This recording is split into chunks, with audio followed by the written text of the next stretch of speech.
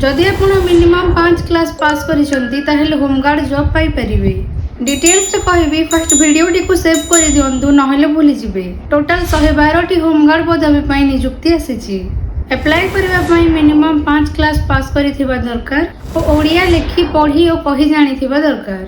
जदि आपनक बयस 20 रु 60 वर्ष भितरे ताहेले अप्लाई करि परिबे। एप्लीकेशन मोड ऑफलाइन रहिबो। फॉर्म फिलअप कर दिया जाइथिबा एड्रेस को पोस्ट माध्यम रे पठाइबे। अप्लाई करबा पई लास्ट डेट हेउची 30 अप्रैल 2025।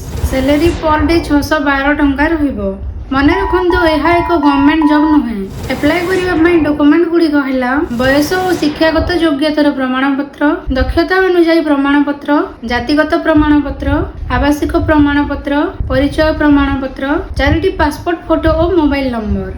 यही सब डॉक्यूमेंट सेल्फ अटेस्टेड होइथिबा दरकार। एमिति नुआ नुआ जॉब इन्फॉर्मेशन पाइबा पई श्वेता जॉब टिप्स को फॉलो करन।